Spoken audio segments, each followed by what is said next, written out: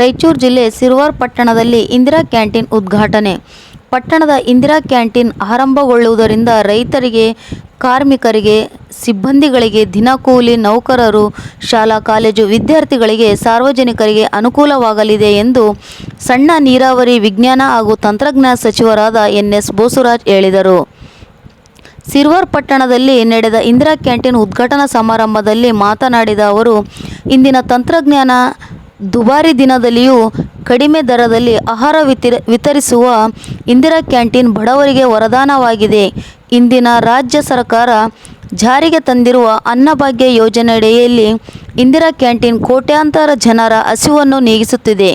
ಕೆಲಸದ ನಿಮಿತ್ತ ಪಟ್ಟಣಕ್ಕೆ ಆಗಮಿಸುವ ಸಾರ್ವಜನಿಕರಿಗೆ ಇದು ಒಂದು ಉತ್ತಮ ಸಹಕಾರಿಯಾಗಲಿದೆ ಎಂದರು.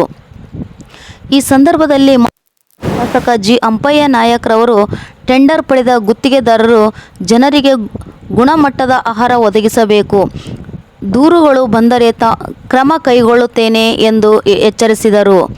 ಶಾಸಕರಾದ ಜಿ. ಅಂಪಯ್ಯ ನಾಯಕ್, ಮುಖಂಡರಾದ ಚುಕ್ಕಿ ಸುಗಪ್ಪ ಸೌಕರ್, ವೈ. ಶರಣಪ್ಪ ನಾಯಕ್ ಗುಡದಿನ್ನಿ, ಪಂಚ ಗ್ಯಾರಂಟಿ ಅನುಷ್ಠಾನ ಸಮಿತಿ ಅಧ್ಯಕ್ಷ ಬ್ರಿಜೇಶ್ ಪಾಟೀಲ್, ಪಟ್ಟಣ ಪಂಚಾಯಿತಿ ಅಧ್ಯಕ್ಷ ವೈ. ಭೂಪನಗೌಡ, ತಹಸೀಲ್ದಾರರಾದ ರವಿ ಎಸ್. ಅಂಗಡಿ, ತಾಲೂಕು ಪಂಚಾಯಿತಿ ಇಒ ಶಶಿಧರ್ ಸ್ವಾಮಿ, ಪಟ್ಟಣ ಪಂಚಾಯಿತಿ ಮುಖ್ಯ ಅಧಿಕಾರಿ ತಿಮ್ಮಪ್ಪ ಜಗಲಿ, ಬ್ಲಾಕ್ ಕಾಂಗ್ರೆಸ್ ಅಧ್ಯಕ್ಷ ಚುಕ್ಕಿ ಶಿವಸೌಕರ್ ಇನ್ನಿತರರು ಉಪಸ್ಥಿತರಿದ್ದರು. ಪ್ರಜಾ ನ್ಯೂಸ್ ಜೊತೆ ಇದಾಯತ್ ದೊಡ್ಮನೆ, ಸಿರುವಾರ್. ಧನ್ಯವಾದಗಳು.